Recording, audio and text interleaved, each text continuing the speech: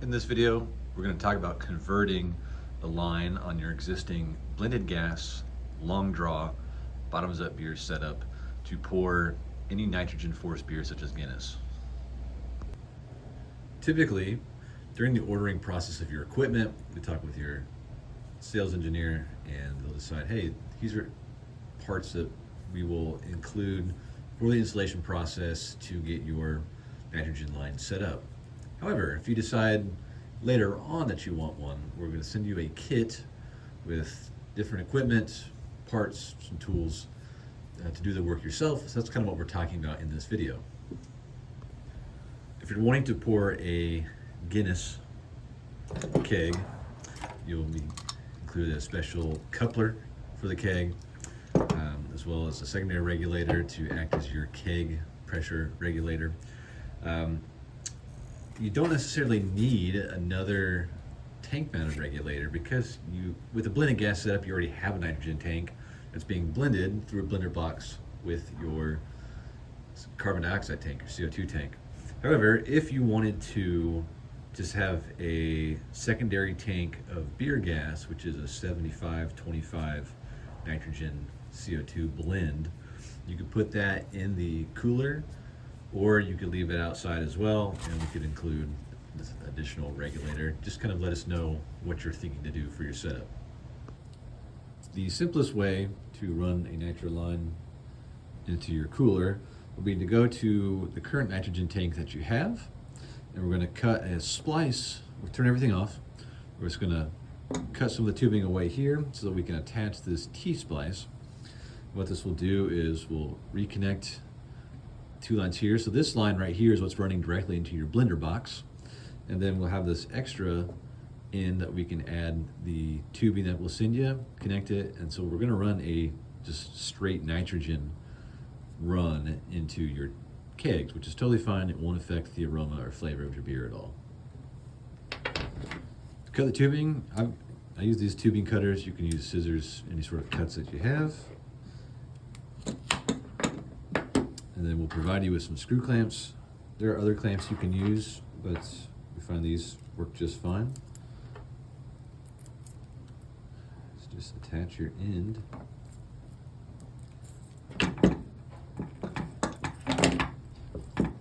You can use a screwdriver, you can use nut driver.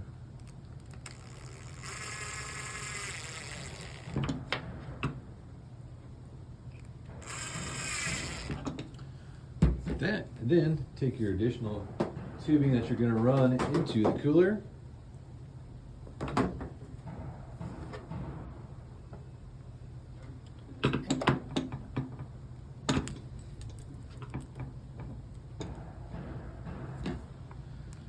Secure that one.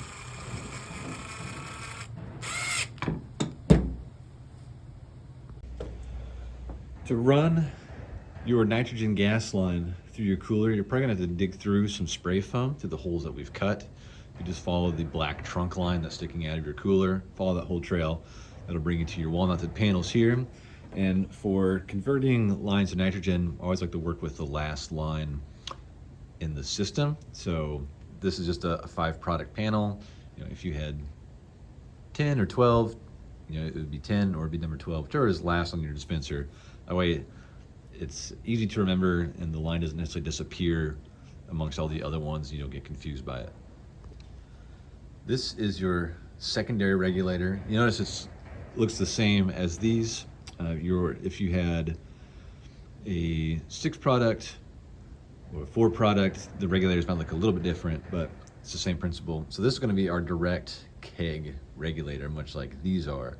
But what we're going to be doing is bypassing this last one and to connect with this one. Once you have your tubing pulled through, if you have a little bit extra, it's going to be fine. I'm going to go ahead and connect this.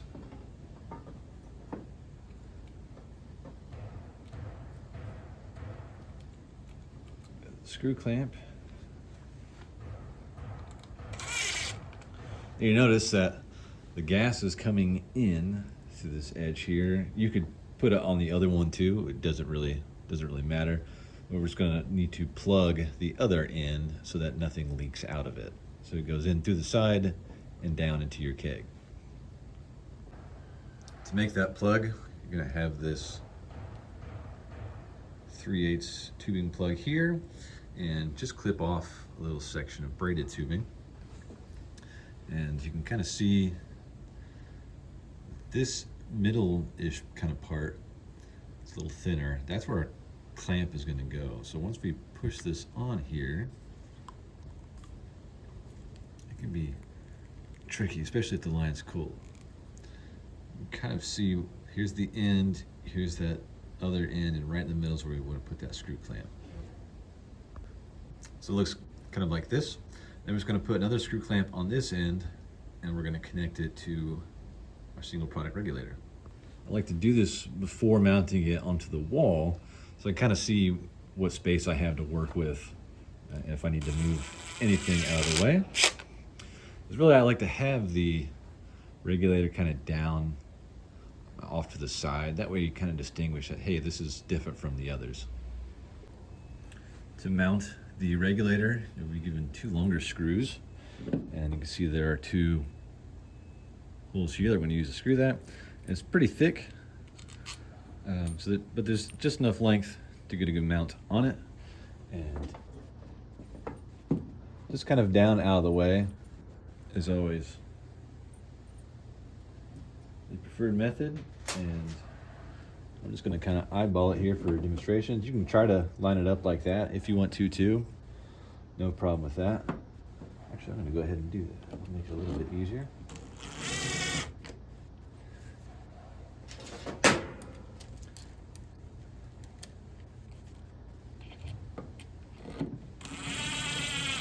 There we go. We're also going to be including some loop clamps so that you can attach the tubing to the wall to look nice. And I'm just using a 5/16 driver. I'm gonna do that, follow that curve a little bit.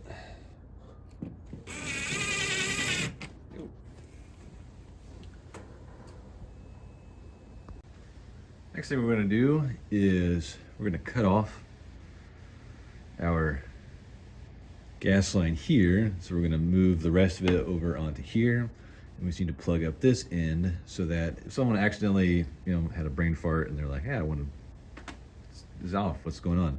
It's not going to spill gas out everywhere. Just nice fail safe. Once it's closed, people could think, hey, this should stay closed, but having a nice another tubing plug on there is a nice redundancy. Take a screwdriver and loosen the screws on this line clamp. So we're going to scoop things down, make it a little bit easier to work with, and then cut down on tube there.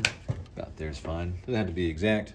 Just enough that we can have some length so we can kind of help push in that tubing plug, because it'd be kind of tricky. Same type of deal with the tubing plug here, just like with the end on our regulator. This one can be, the braided is a little easier to push into than these gas lines, so you might need to dip this in warm water to kind of loosen it up, or you can kind of rub on it, get some friction to heat it up, because it can be, especially if it's in the cooler, these can be kind of painful or tricky to push up. All right, screw clamps on there.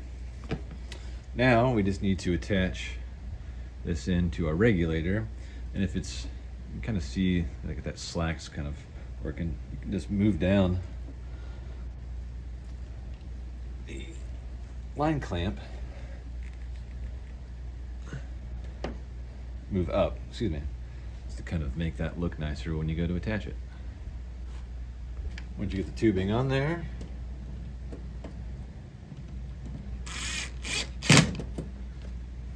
secure that. So now, back out a little here for you. Our direct nitrogen line is running this way, so that's our bulk pressure. And then we're gonna run it straight to our keg pressure here. And for most nitrogen forced beers, really around 35, 36 will be fine, so you can adjust there directly. If you are not pouring Guinness, you can stop here for the work in the cooler, and we'll go up to the work of the dispenser. However, if you are using Guinness, you have to use that different type of coupler. So this is the standard coupler that comes with your system. It's same key D, D is in Delta. If you were to pour any European style beers, Heineken, Amstel Light, that has a different type of coupler as well. That's S as in Sierra. The Sankey U, as in Utah, is the type used for Guinness, which I'll show you here shortly. So if you're not using Guinness, great, this is all you have to do in the cooler. Otherwise, we need to replace this coupler with the Guinness coupler. To switch over the couplers, all you need is an adjustable wrench. So this top piece is the beer line, the clear beer line. The red is our gas, which we know. You just need to loosen these two beer nuts here.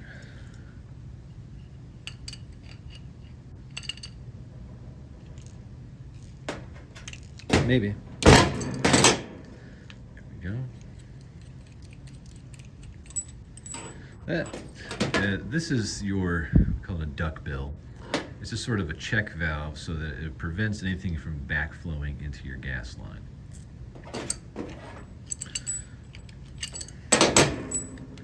Then loosen your beer line. Be careful not to lose the beer nut, or excuse me, the beer washer packed inside. Black washer there.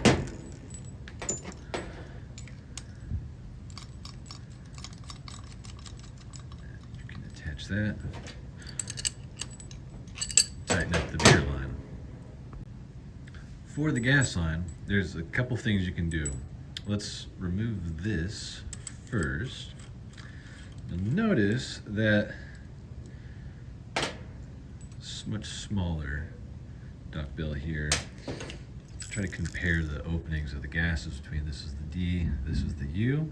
It's a little different. So the duckbill that comes with the U fits in there nice and snug. However, there's this little port sticking out here. It won't secure tightly. So you can either cut off this end and use a screw clamp to fasten onto that. If you're just going to be exclusively pouring Guinness and not going to switch it over into any style keg, that's a pretty straightforward thing to do. So you'll just cut off right there, take your screw clamp on the hose, attach it like there, perfect. Or if you want to go ahead and risk it and not worry about having the check valve in there, you can easily take the beer washer that was in the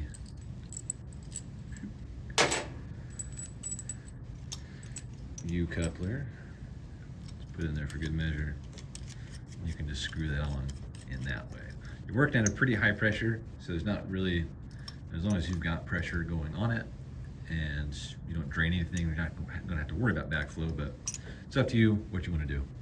All right, that's how to convert a blended gas line setup into pouring a nitrogen beer, specifically pouring a Guinness beer. So we're done in the cooler. Now we just need to go up to the dispenser and swap out some parts. All that work we did in the cooler prepares us for the final piece, which is attaching this nitro barb onto the valve. So you notice that it has some aeration holes there. That's what makes your Guinness, whichever nitrogen beer you decide to use, pour nice and creamy. To access the valve, if you didn't know already, your dispenser pops up just like a car hood if you have a model from 2024 and on. And there's going to be a little kickstand included, so you can leave this propped up while you work. So this barb is going to go right where this nut is. We're going to back this one out. You're going to see that it's got a grooved in, so we're going to tighten the two pieces together. Then it's tighten it back up against this brass block back here behind the blue piece. This zip tie is kind of holding the inlet barb to this copper pipe back here to help keep things supported. If you were to ever take other components of this valve apart, it prevents it from flopping down. Since we're just working on this one at the moment, I'm not doing anything too invasive. You can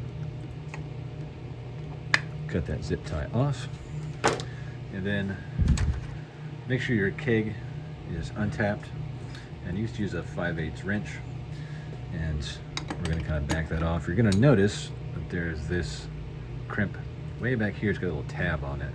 You can knock up against that copper pipe. So if you want to take a set of pliers and kind of hold that tab while you're unscrewing this, it's not a bad idea either.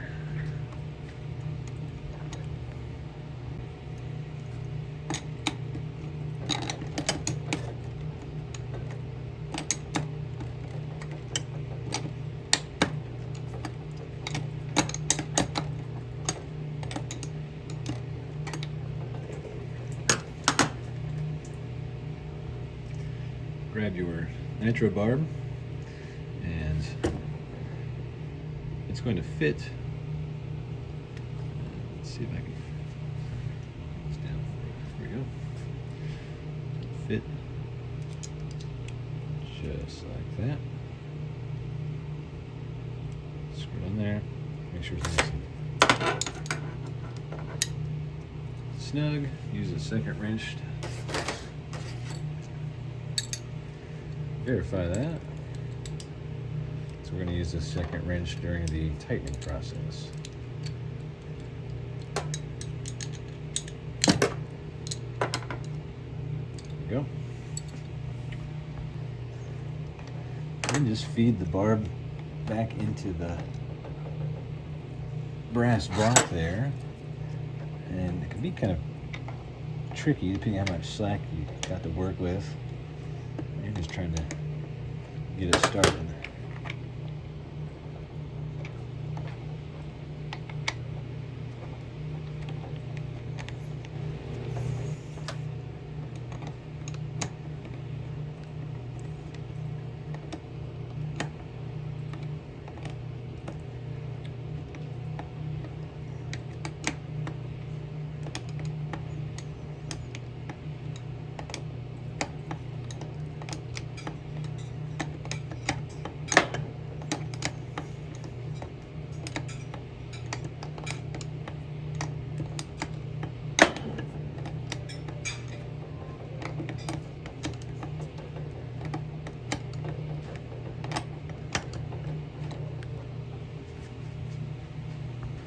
Once you got everything tightened in, be sure to give the inlet barb a twist to make sure that it's tight up against the nitro barb, and to prevent any leaks this way. There we go. Once you're all hooked back up, gas is on, check for leaks at where you screwed in those barbs, and you kind of see how this pours. So I just have a seltzer on here right now. You'll see how the attachment kind of swirls the liquid as it dispenses as well. That's what helps give a nice creamy appearance to your Guinness or other nitrogenated beers you're working with. So here's just an idea here. It goes out a little bit faster, it has a nice spin to it. I don't know if you can see that, but that's what gives nitrogen its good look, is that attachment right there.